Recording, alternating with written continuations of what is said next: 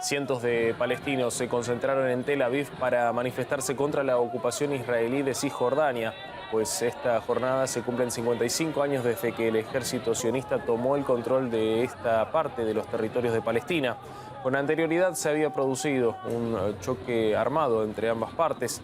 Las fuerzas de defensa israelíes bombardearon la franja de Gaza. Aseguran que solo apuntaron a los objetivos militares del movimiento Hamas como represalia por su ataque contra la ciudad de Ascalón. Este viernes, al menos 3 palestinos murieron y casi 80 resultaron heridos durante una redada de las tropas de Israel en el territorio de Cisjordania.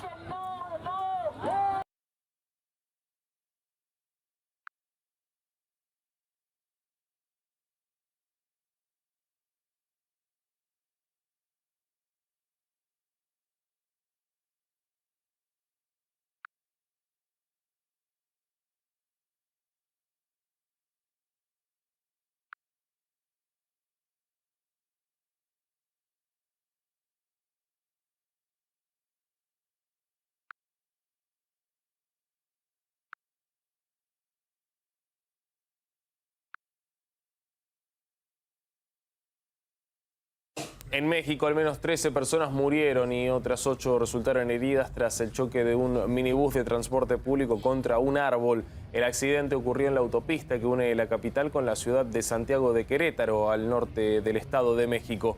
Según los primeros reportes, el conductor perdió el control del vehículo y se salió de la vía. Por el momento, la Guardia Nacional y los servicios de seguridad trabajan en la zona.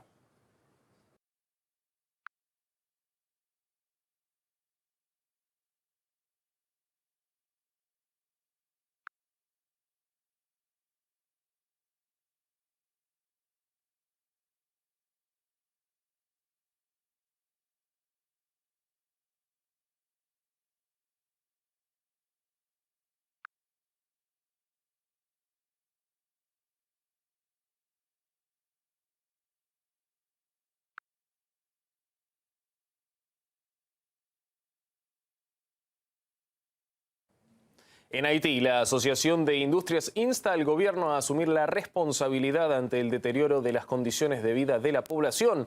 Lo hace tras la advertencia de la ONU sobre los crecientes niveles de violencia en el país. Según las estadísticas, los secuestros y homicidios se han incrementado un 36 y 17% respectivamente en comparación con los últimos 5 meses del 2021. Frente a esta situación, la enviada especial de la ONU para Haití indica que la Policía Nacional requiere de ayuda inmediata para combatir el crimen. La crisis de inseguridad se agudizó tras el asesinato del presidente Jovenel Moïse, ocurrido el 7 de julio del año pasado. Desde entonces, el primer ministro interino no ha convocado nuevas elecciones debido a la crítica situación. El periodista Pietro Sánchez Quesada señala que el abandono de la comunidad internacional ha agravado la situación. Indiscutiblemente, el abandono del país por parte de la comunidad internacional juega un rol fundamental.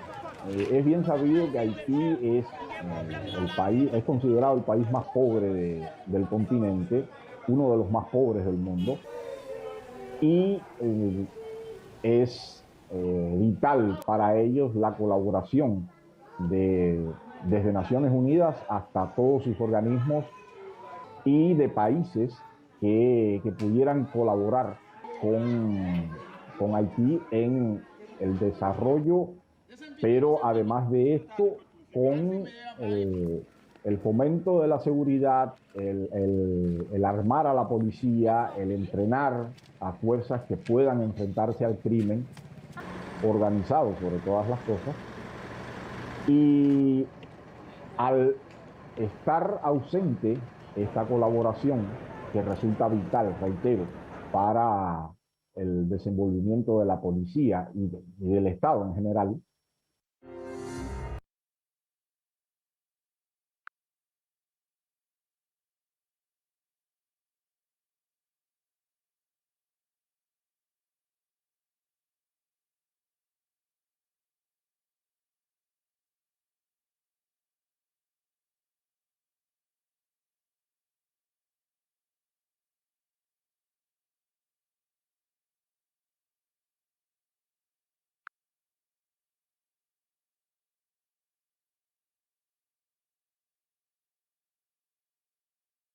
Mientras una precoz ola de calor azota a Europa Occidental, en varios países las temperaturas han superado los 42 centígrados.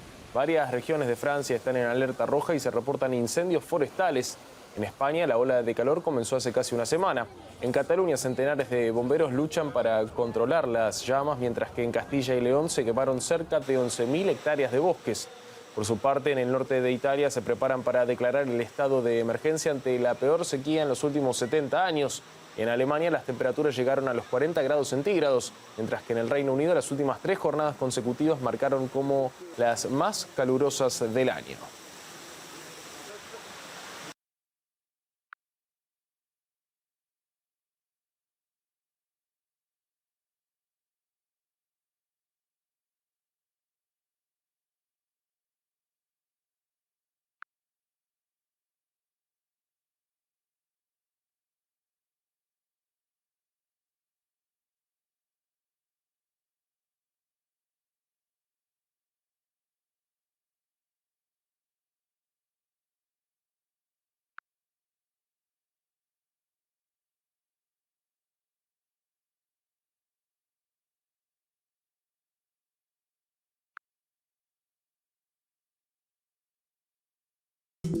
En Ecuador, el presidente decretó el estado de excepción. Además, se impuso un toque de queda para los próximos 30 días en las 3 provincias que más enfrentamientos han registrado durante el paro nacional, que fue convocado por organizaciones indígenas. Guillermo Lasso también decidió dar respuesta a varias demandas sociales y anunció una serie de medidas que fueron cuestionadas por el líder de la CONAIE, Leonidas Sisa. Este último además denunció que durante la jornada varios desconocidos dispararon contra el vehículo en el que se trasladaba, aunque se informa que salió ileso. Este día sábado 18 de junio he sufrido un atentado en contra de mi vida, que puede pasar con cualquier otro hermano dirigente. Así que esta lucha la vamos a defender colectivamente, con firmeza, con consecuencia, hasta conseguir nuestros resultados. Ante este escenario, el presidente de la Asamblea citó al Pleno para el lunes con el objetivo de discutir la revocatoria del decreto impuesto por el gobierno de Lasso. Además, insta a desarrollar el diálogo entre la CONAIE y el gobierno. Por otra parte, diversas organizaciones sociales alertan de que tan solo en la jornada del viernes al menos 40 personas resultaron heridas. De ellas, más de 10 fueron hospitalizadas.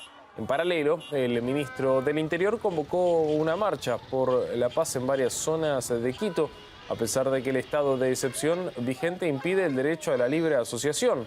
El periodista Orlando Pérez señala que la manifestación organizada por las autoridades podría resultar un fracaso, puesto que no aboga por el diálogo ni la unidad del país. El ministro del Interior, como el propio gobierno y algunos actores políticos que lo respaldan a Guillermo Lasso, se equivocan en pensar que una contramarcha llamada Por la Paz puede incidir en la coyuntura y puede congregar a las personas a un apoyo mayoritario. Esto efectivamente ya lo intentaron en su momento gobiernos como el del señor Lenín Moreno y no les ha dado resultado.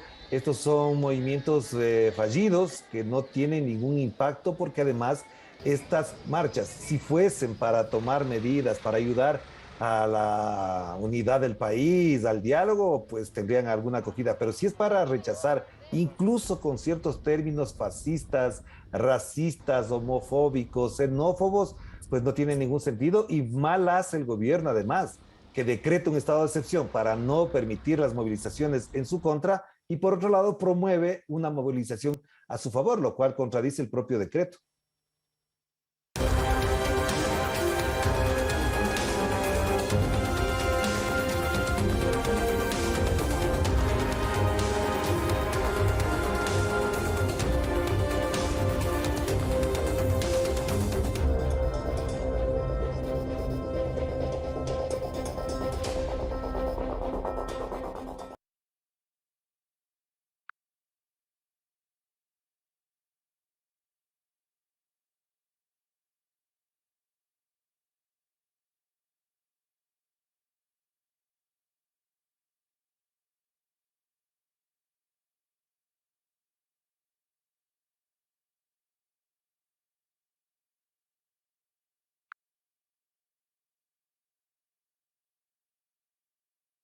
En Brasil se entrega a la policía el tercer sospechoso del asesinato de un activista indígena y un periodista británico en la Amazonía luego de que la fiscalía ordenara su arresto. Se trata de Gerson da Silva Lima, conocido como Pelado Dadinha, quien se considera cómplice de las dos personas que ya confesaron haber cometido el crimen. Por otra parte, las fuerzas del orden buscan el barco que transportaba a las víctimas que desaparecieron el 5 de junio.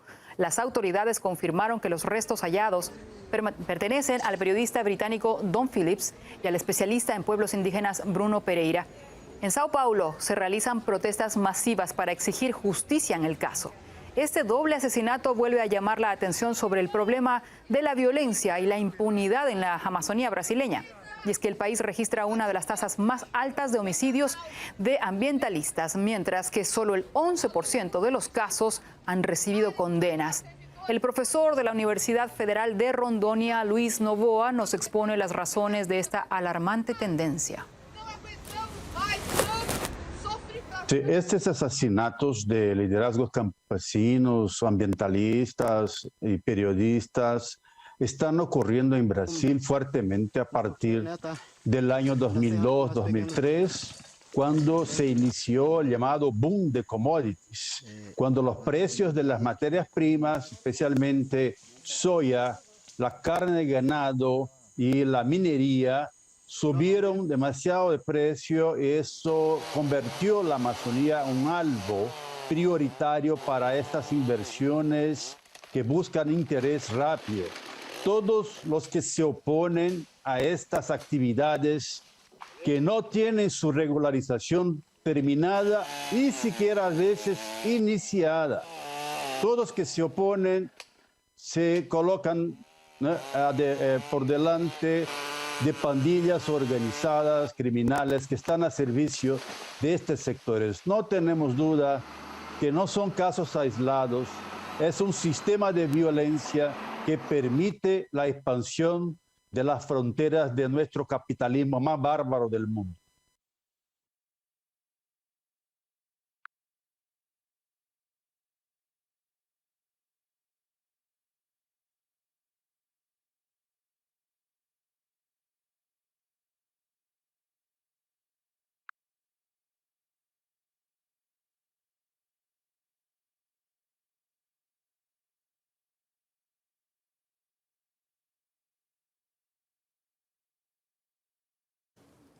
Tras la recomendación de la Comisión Europea de otorgar a Ucrania el estatus de candidato a ingresar en el bloque, resurge la polémica sobre si puede cumplir los requisitos comunitarios. Uno de los escollos más importantes será el estado de la corrupción, agravada por las grandes inversiones poco reguladas desde Occidente. Nuestra compañera María Starostina está acá con nosotros en la sala de redacción con todos los datos y el análisis sobre esta polémica. María, cuéntanos más. Hola María Isabel, hola a todos. Pues así es, parece que la corrupción va a ser un gran obstáculo en el camino de Ucrania a la Unión Europea. Bruselas acepta a Kiev como candidato, pero exige unas reformas importantes, incluso en el ámbito de la administración pública.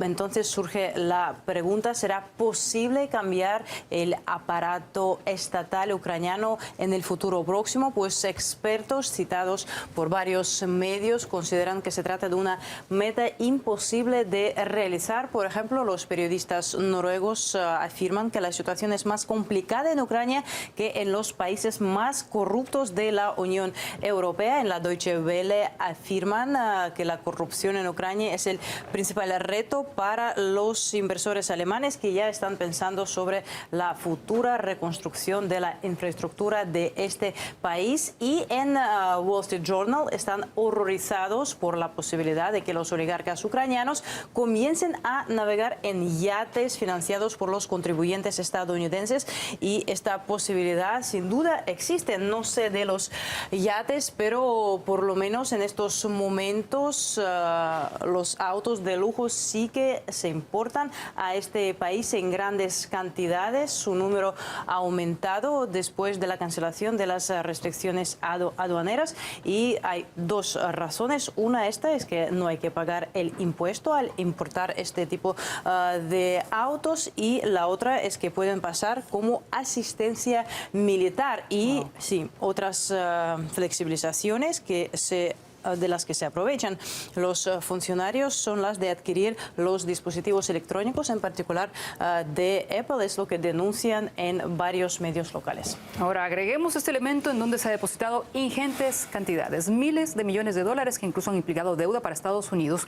Las armas, su falta de trazabilidad, no se conoce el destino de ellas. Cuéntanos más. Sí, muy buena pregunta y muy importante en estos momentos, en estas circunstancias y teniendo en cuenta todo lo que acabamos de mencionar. Mucha gente se pregunta qué pasa con esta ayuda militar de Occidente a Kiev y varios analistas estadounidenses alertan de que una rápida inversión de grandes cantidades de dinero mal regulado es una receta para el desastre prácticamente y no es una reflexión teórica, lo dicen basándose en la experiencia de Estados Unidos en otros países durante operaciones militares. La incapacidad de Estados Unidos de lograr la paz y estabilidad en Oriente Medio debe servir de advertencia, insisten los expertos, y es verdad, el caos y los flujos financieros descontrolados es un buen terreno, ¿no? Tierra muy fértil para la delincuencia.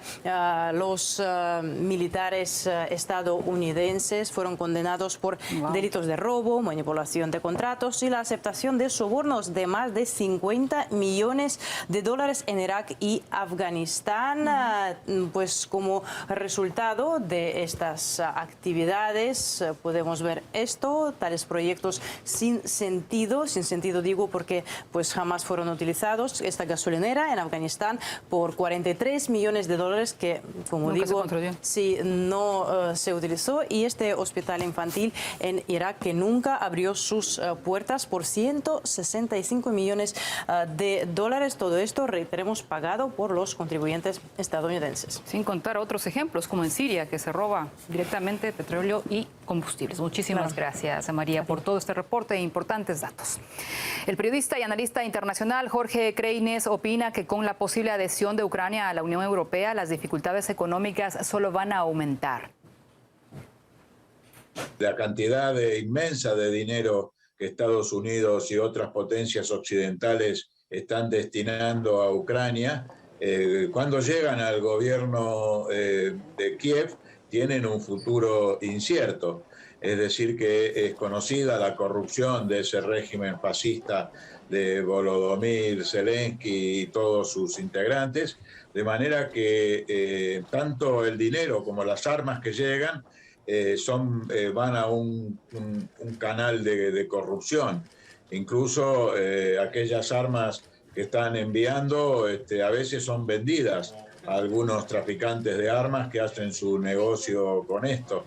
De manera de que Estados Unidos incluso las potencias occidentales no tienen un efectivo control sobre esta realidad. Si Ucrania llegara a ingresar a la Unión Europea, va a incrementar el dolor y las dificultades económicas que padece la mayoría de la población. Así que no es muy recomendable hoy por hoy ingresar en la Unión Europea, que tiene su propia crisis.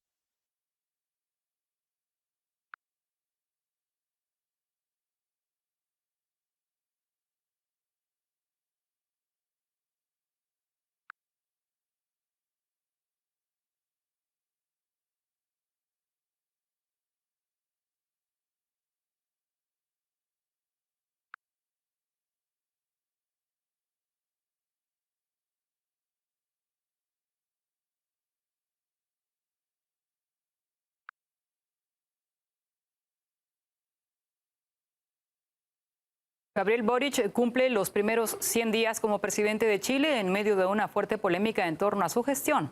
El mandatario más joven de la historia del país llegó al poder entre altas expectativas con el objetivo de sacar adelante una nación golpeada por el coronavirus y la turbulencia social. Sin embargo, muchas de sus promesas electorales aún están pendientes. En lo que se refiere a la pandemia, Boric ha sido cuestionado por la falta de progreso en la agenda sanitaria e incluso le acusan de retrocesos. Sus críticos destacan la insuficiente comunicación sobre los riesgos de la infección, que a su vez ha repercutido en el ritmo de vacunación.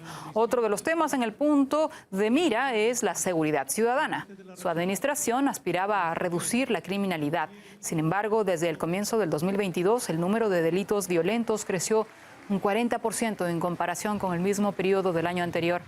En cuanto al diálogo con la población indígena, el gobierno aún no ha podido establecer contactos con las comunidades de la macrozona sur, donde se registran altos niveles de violencia.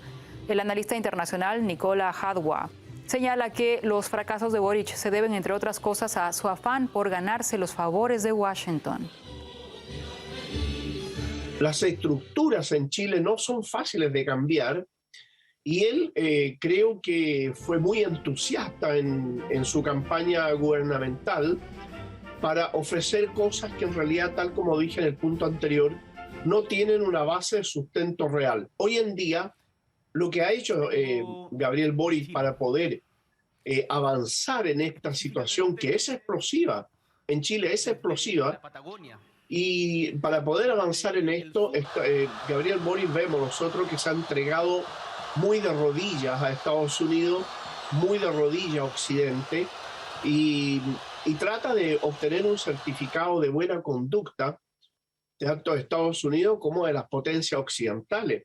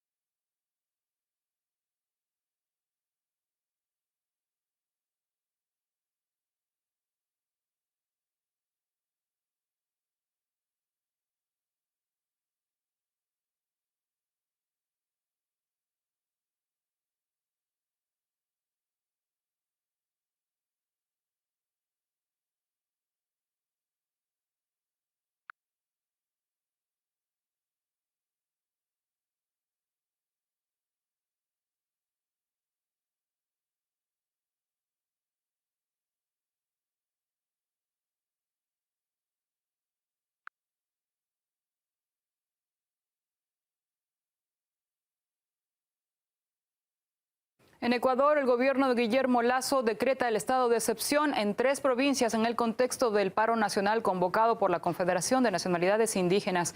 En respuesta a las exigencias sociales, el mandatario anunció una serie de medidas, entre ellas el aumento del bono de desarrollo y la no privatización de servicios públicos y sectores estratégicos. Desde la CONAIE catalogaron las disposiciones como irrisorias e insuficientes. Desde aquí me comprometo a defender nuestra capital y a defender el país. Esto me obliga a declarar el estado de excepción en Pichincha, Imbabura y Cotopaxi a partir de la medianoche de hoy. Hay gente buena que está marchando para reclamar causas justas, demandas que todavía no hemos podido atender. Tenemos que avanzar con las soluciones. Saludamos los puntos que se avanza, aunque sean irrisorios, en algo ayudará. Pero los temas de fondo, presidente de la República, usted no pretende, en este caso, resolverla. Por la cual, compañeras y compañeros, ratificamos la lucha a nivel nacional, ratificamos la lucha de manera indefinida y ratificamos la lucha, en este caso, a nivel territorial. El líder indígena criticó que el gobierno esperara una semana de movilización para anunciar las iniciativas y rechaza que lo hiciera sin documentos que las legitimen. En cuanto a las manifestaciones, hizo un llamado a evitar los disturbios y a no dar pretexto a las autoridades para imponer la violencia. Es que el estado de excepción y el toque de queda en Quito regirán durante 30 días. Además, se dispone que las Fuerzas Armadas colaboren con la policía en el control del orden. La jornada anterior, el presidente Lasso sostuvo un encuentro con representantes indígenas de la capital, un diálogo que no fue ratificado y fue rechazado por los promotores del paro. Abordamos esta situación con Héctor Cayagua, quien es el dirigente nacional del Consejo de Pueblos y Organizaciones Indígenas Evangélicos del Ecuador. Un gusto saludarle, Héctor. ¿Cómo cataloga estas ofertas del gobierno de Guillermo Lasso? Por ejemplo, se ofrece esta condonación de créditos de hasta $3.000, se declara la emergencia en el sistema de salud público, pero Leonidas Issa dice que no hay nada en firme, nada escrito. ¿Cómo lo toman? Bienvenido. Muy buenos días a toda la audiencia de este medio de comunicación. Primero, mil disculpas, estamos un poco afónicos porque estamos llevando este proceso ya 5 días de lucha social dentro de nuestro país. Pues nosotros hemos sido muy enfáticos y categóricos en el país. Nosotros no esperamos migajas de parte del gobierno para un determinado sector. Necesitamos una respuesta colectiva, necesitamos una respuesta de país. Por lo tanto, nuestra primera lucha ha sido la disminución de los precios de los combustibles, porque es uno de los factores más importantes para dinamizar la economía del país. Pues sin embargo, claro, existen algunas ofertas que ha hecho el gobierno nacional el día de ayer, después de 5 días de lucha social que estamos enfrentando nosotros.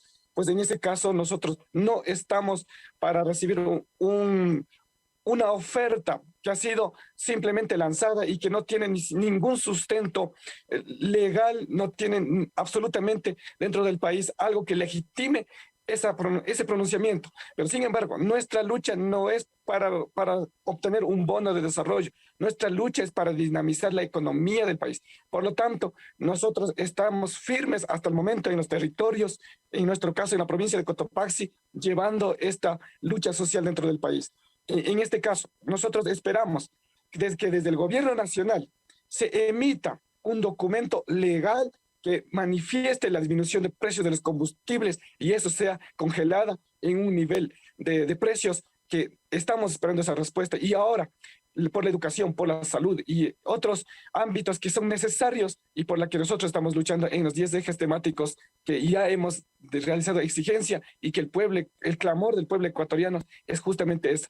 No vamos a caer en eso de los meses de diálogo, no vamos a caer en las ofertas que él proponga sin que nosotros no tengamos los niveles de empleo, sin que no tengamos también nosotros la elevación del sueldo básico unificado para la sociedad ecuatoriana. Por lo tanto, nosotros nos mantenemos en resistencia y hoy, conjuntamente con nuestro compañero Leonidas Issa de la CONAI, la FEINE, la FENOCIN, estamos listos y predispuestos para entrar a la ciudad capital que es Quito. Por lo tanto, estamos preparándonos para aquello y nosotros estaremos en esta lucha social hasta obtener un resultado. No daremos un pie atrás mientras no tengamos, a pesar del estado de excepción que decretó el gobierno, nuestro pueblo, nuestro sentir está firme hasta el momento y no nos hemos retirado de las avenidas principales. Hoy estamos en las calles y seguiremos en esa lucha distinguida, compañera. Ahora, usted ya nos ha alertado sobre el estado de excepción. Ha habido mucho cuestionamiento porque incluso se permiten algunas armas que pueden poner en riesgo las vidas de los manifestantes. Ustedes piden que el gobierno de Lasso firme algún tipo de oferta para que pueda asegurar mejores condiciones sociales para el Ecuador. ¿Cómo concretar esto? Mire, distinguida, nosotros venimos luchando. ¿Qué pasó con el levantamiento 2019? Nos han hecho una oferta, inclusive escrita, ni aún así se ha logrado. En el caso después del 2019, hemos presentado varias propuestas desde el movimiento indígena, que lo conformamos varias organizaciones nacionales, y hasta el momento no se ha efectuado absolutamente una petición de aquello. Entonces, el mesa de diálogo es un fracaso dentro del país. Por lo tanto, nosotros exigimos que por lo menos se ejecute un decreto ejecutivo y que en la cual se estipule las medidas económicas que se va a tomar en el país. Por lo tanto, es nuestra exigencia. No queremos nosotros llegar a mesas de diálogo. Nosotros queremos respuesta contundente, respuesta legal dentro del país para que así podamos nosotros tener una respuesta favorable, no solo para una organización social, no solo para el sector indígena, sino para la sociedad ecuatoriana. Esa ha sido nuestra lucha y por lo tanto estaremos aún más en las calles hasta obtener esa respuesta, porque en el movimiento indígena del Ecuador, los sectores sociales, no estamos buscando solamente un beneficio para un sector. Por lo tanto, nuestra propuesta es de que tengamos un documento legal que avalice dentro del sistema económico del país, dentro de la Asamblea Nacional, para poder tener y va a garantizar de que nuestra lucha no ha sido en vano, de que nuestra lucha no está siendo acogida solamente por un discurso, sino ya en hechos concretos. Héctor, muchísimas gracias por toda esta explicación. Nos queda claro, es un nuevo proyecto que es más para el país. Muy amable.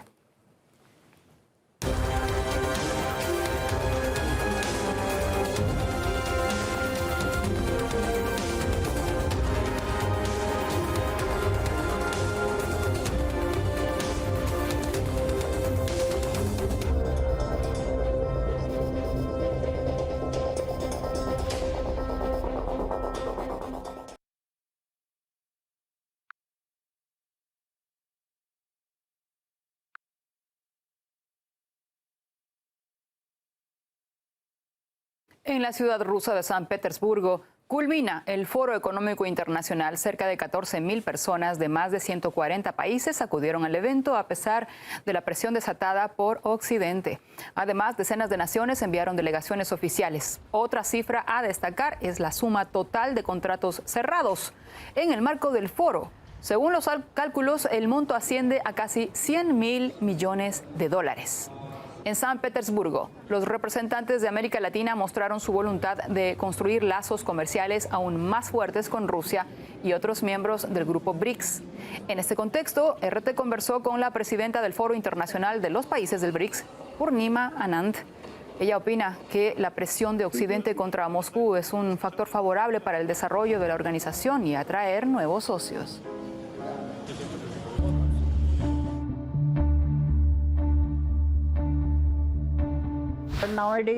Hoy en día, los ojos del mundo están puestos sobre la ONU, Estados Unidos y la Unión Europea. Pero después de las sanciones podemos entender que se necesita una plataforma paralela. Y el BRICS ocupa este lugar y se eleva a nuevas alturas.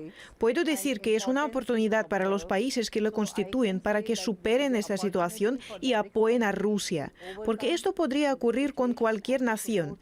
China siempre está en el punto de mira de Occidente. Ahora la India es neutral, pero está bajo presión de Occidente y Estados Unidos para que no respalde a Rusia o no compre petróleo y gas rusos. Eso es lo que pasa y es una señal para fortalecer los grupos de influencia dentro del BRICS.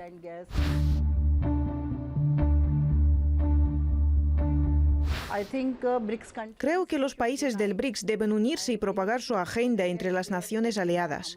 Hay una necesidad de cooperación entre el BRICS y sus aliados. Y deben organizar sus divisas porque el acceso al sistema de pagos SWIFT está sancionado para Rusia. Y mientras estoy hablando con usted, China y Rusia han iniciado el intercambio en yuanes y criptomonedas. Y de la misma manera, la India planea canjear rupias y rublos. Al igual que el euro, debemos tener una moneda común del BRICS. Es muy importante.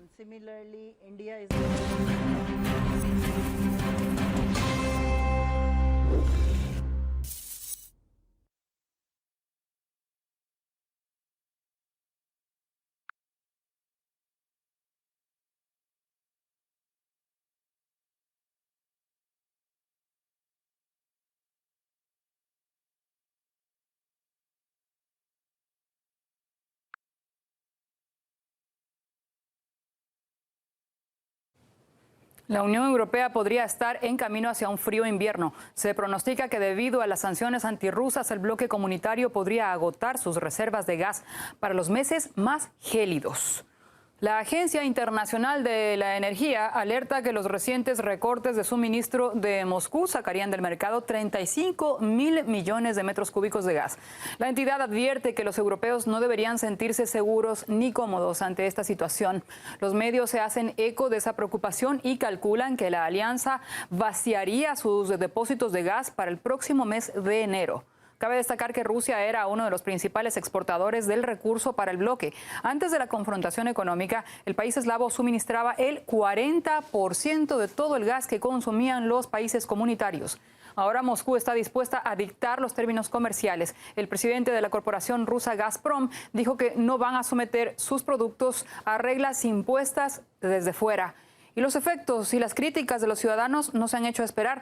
Destacan que el apoyo a Kiev se ha reducido a peticiones para que dialogue con Rusia y salve la economía europea. En Estados Unidos aseguran que no ha sido el conflicto en Ucrania, sino la política de Joe Biden la responsable de la elevada inflación. Y por mucho que quiera, la nación norteamericana tampoco podría aliviar la crisis energética de sus socios en el futuro próximo. Una terminal de gas licuado en Texas, que cubre el 20% de las capacidades de su país, sufrió un incendio la semana pasada y permanecerá cerrada al menos durante 3 meses. Respecto a las iniciativas verdes de Europa en el nuevo contexto geopolítico, conversamos con el presidente de ECAI Center, Adrián Celaya. Él opina que Bruselas se verá obligada a abandonar su curso hacia la energía limpia y adoptar un enfoque más realista en lo que se refiere al uso de recursos. Todo parece indicar que en la práctica esta situación va a obligar está ya obligando a Europa a adoptar medidas que le están situando en un contexto sensiblemente más realista que el anterior. Europa siempre se ha movido con grandes diferencias entre unos países y otros y con políticas distintas de unos a otros países, pero se ha movido en un contexto muy ideológico, casi religioso en el ámbito de la gestión de la política energética. Y lo que está sucediendo ahora le va a obligar a olvidar todas las concepciones teóricas al respecto y utilizar las fuentes de energía de cualquier tipo que tenga disponibles en cada caso y en cada país. Esto quiere decir que en la práctica a corto y a medio plazo los objetivos de disposición de energías verdes van a quedar claramente marginados frente a la disposición de cualquier energía que pueda estar al alcance de los países, sea esta carbón, petróleo, gas, etcétera.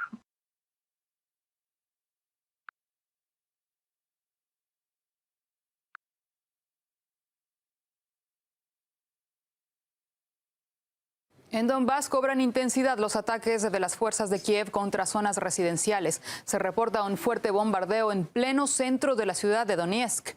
Mientras, 2 mercenarios estadounidenses capturados por las fuerzas rusas denunciaron la cobertura parcializada del conflicto que ofrecen los medios occidentales.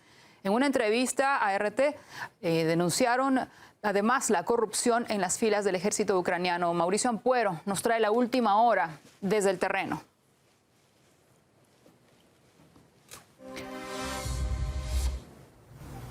Mauricio, ¿cómo estás? ¿Qué se sabe sobre estos nuevos ataques de Kiev? ¿Qué tal? ¿Cómo estás? Durante esta jornada, Donetsk y también el centro de Donetsk ha sido objeto de numeroso fuego de artillería. Puntualmente, durante horas de la tarde se registró una intensa caída de misiles provenientes por parte de los lugares controlados de Ucrania en contra de posiciones en pleno centro de Donetsk y también muy cercano.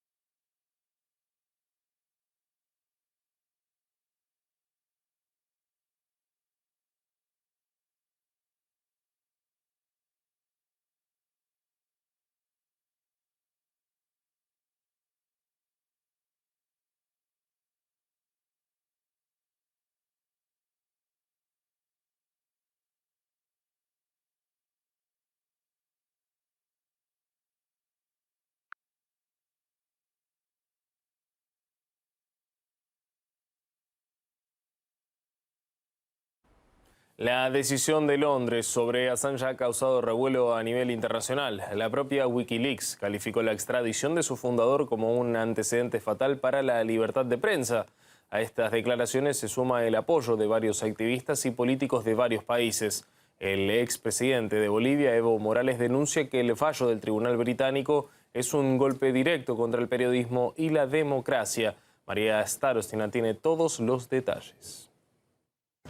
La decisión sobre la extradición de Julian Assange a Estados Unidos va generando debates por todo el mundo. En juego está mucho más que la vida de una persona, valores fundamentales como la libertad de expresión. Desde la organización Wikileaks, fundada por Assange, afirman que este viernes es un día negro para la libertad de prensa. Precisan que van a apelar el veredicto. En este caso, realmente se trata de una cuestión de vida o muerte, porque según la esposa del periodista australiano, la extradición a Estados Unidos impulsará a Assange a suicidarse. Escuchemos qué más decían su mujer y sus parientes.